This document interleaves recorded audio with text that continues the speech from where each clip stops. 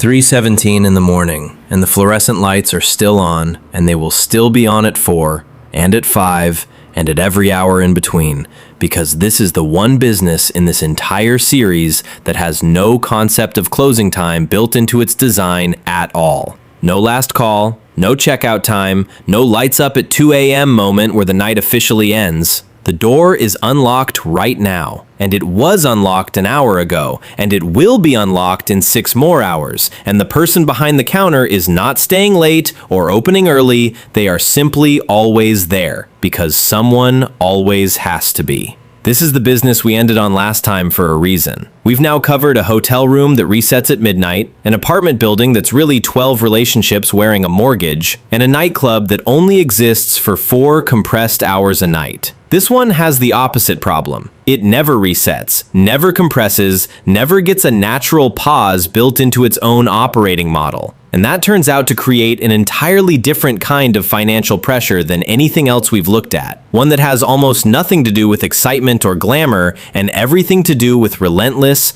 grinding consistency. Let's start with the 2 businesses hiding inside what looks like one building, because this is the single most important thing to understand before any of the numbers make sense. A convenience store and gas station is not one business wearing one storefront. It's 2 almost entirely separate businesses with 2 entirely different margin structures sharing a parking lot and a cash register. And if you don't understand that they're separate, every number you look at afterward will confuse you. The fuel side of the business is, and this surprises almost everyone who hasn't looked closely, one of the lowest margin retail categories that exists anywhere in commerce. Retail gasoline margins, the difference between what the station pays a fuel distributor and what it charges you at the pump, typically runs somewhere in the range of a few cents to maybe 20 or 30 cents per gallon. Before you even subtract the cost of running the pumps, the credit card processing fees on every swipe, and the labor of anyone monitoring the forecourt. On a good day, in a lot of markets, the fuel operation is closer to a break-even loss leader than a genuine profit center. Its real job isn't to make money directly. Its real job is to get a car into the parking lot, because a car that stops for gas is a car whose driver might walk inside. Inside is where the actual business lives. The convenience store portion of a fuel and store combo typically operates on gross margins in a completely different universe from the pumps outside, often somewhere in the 30 to 40% range across the store as a whole, and dramatically higher than that on specific categories. A fountain drink that costs the store pennies in syrup and ice can sell for $2 or $3, a margin north of 70 or 80%. Coffee, similarly, is one of the highest margin items in the entire store. And then there's the category that quietly keeps an enormous number of these stores financially alive: cigarettes and tobacco, which combine high absolute dollar sales with dependable, inelastic demand, meaning the customer buys them regardless of a modest price change, because addiction doesn't respond to normal price sensitivity the way a bag of chips does.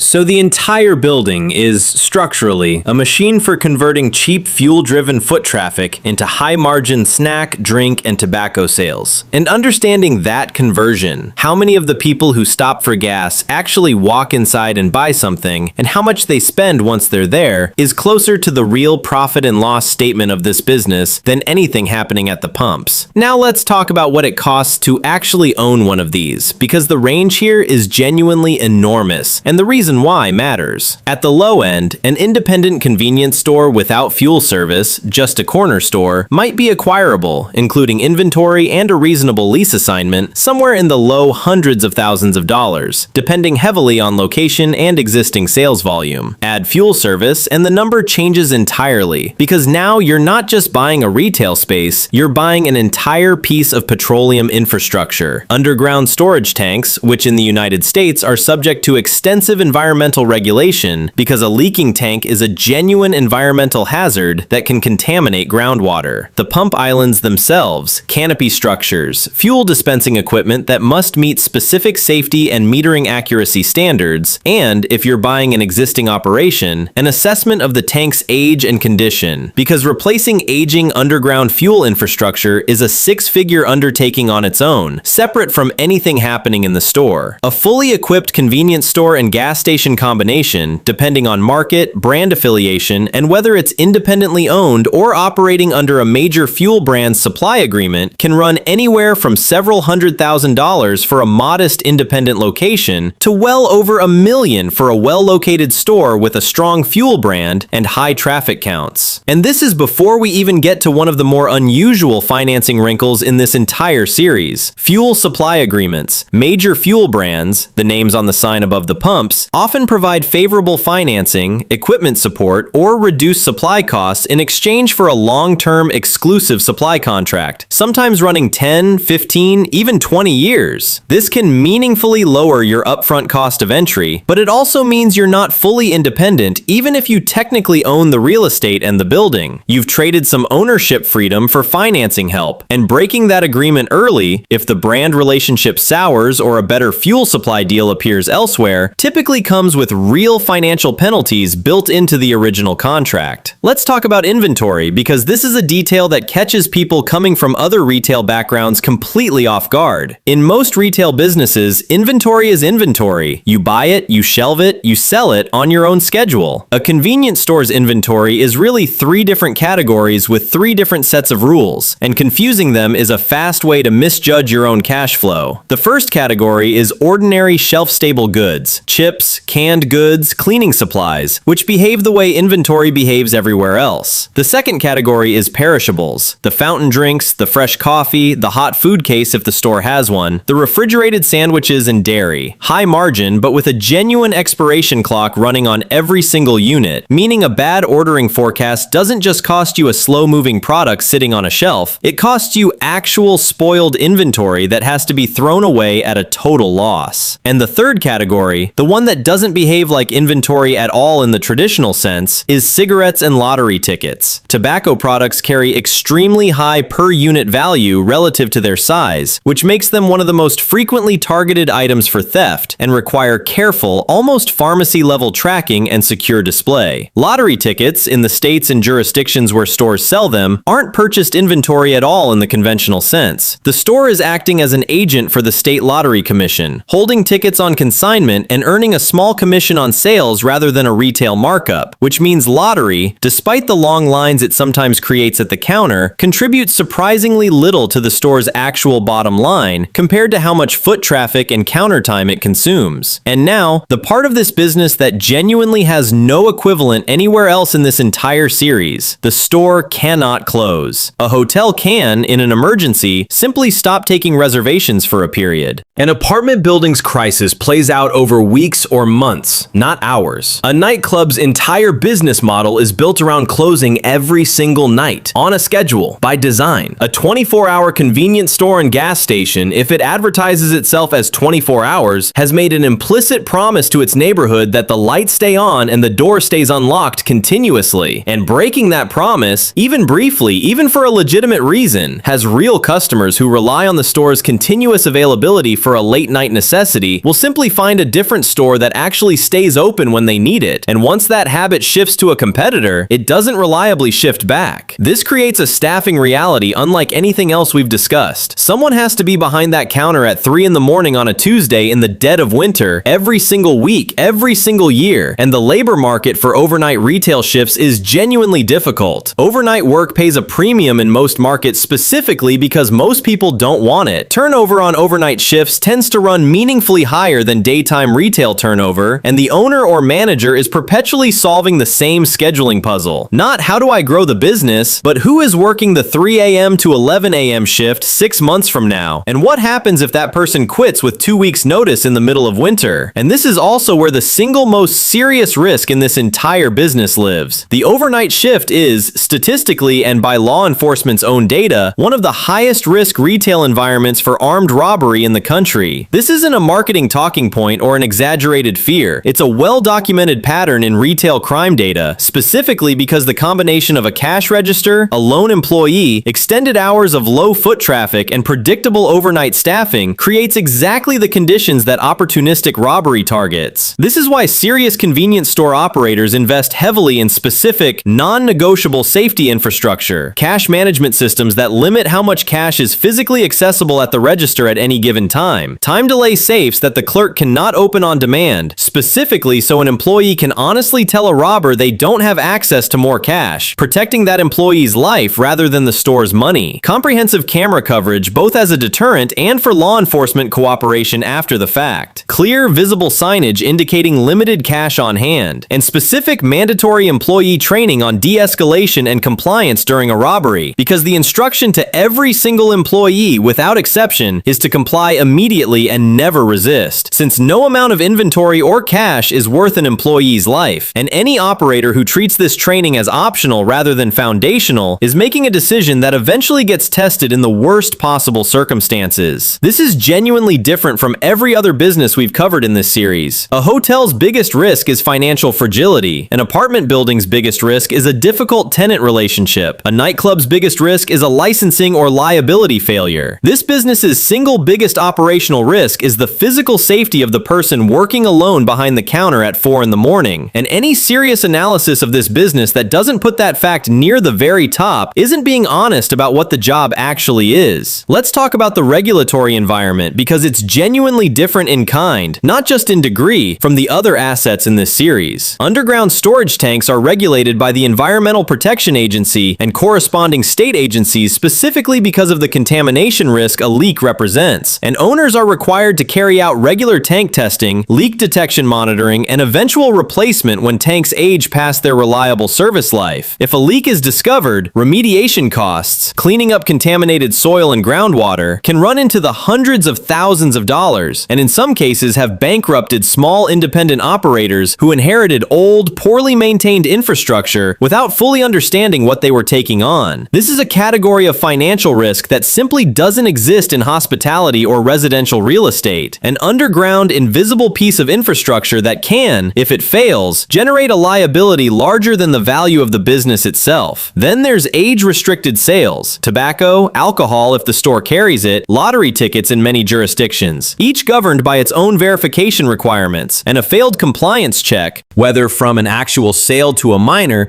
or from a sting operation conducted by local law enforcement or the state alcohol and tobacco control agency, can result in fines, license suspension, or, in repeated or serious cases, permanent loss of the license to sell that category at all.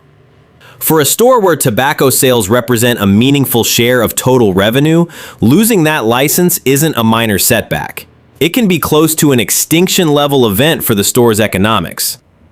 A case study, because this business has a genuinely interesting one hiding in plain sight: the 7-Eleven franchise model itself.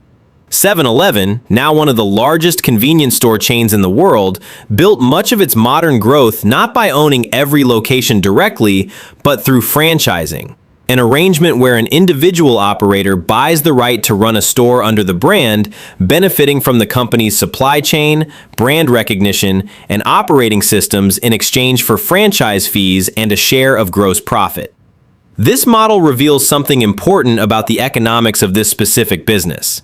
The parent company, sitting above thousands of individual locations, profits from scale, distribution efficiency, and brand consistency, while the individual franchisee absorbs the actual day-to-day operating risk: the overnight staffing, the local competition, the specific tank and equipment condition of that one store. This is worth understanding whether or not you're personally considering a franchise, because it illustrates the fundamental economic tension in this entire industry with unusual clarity. This is a business where scale genuinely helps enormously. A company with thousands of locations negotiates better fuel and inventory pricing than any single independent operator ever could. But the actual operating risk, the overnight safety concern, the compliance burden, the tank liability, sits stubbornly at the individual store level regardless of how large the parent brand is. Owning one store doesn't give you the scale advantages that make the economics genuinely favorable, and it doesn't insulate you from any of the individual location risks either. You get the risk of a small operator with the margin structure of an industry built around massive scale, and closing that gap is the entire strategic challenge of running an independent location well. So, does owning a convenience store and gas station actually work as a business?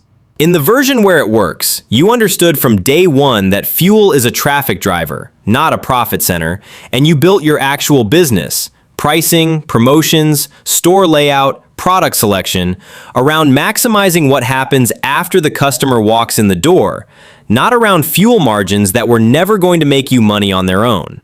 You budgeted seriously for underground tank compliance and maintenance rather than treating it as a footnote, understanding that this single category of infrastructure risk can be larger than every other risk in the business combined if it's neglected. You invested genuinely, not performatively, in employee safety infrastructure and training, because the overnight shift's physical risk is not a rare edge case in this industry, it's a known and documented pattern. And treating it as core operating infrastructure rather than an afterthought is both the right thing to do and, functionally, the way you protect the long-term viability of the business itself.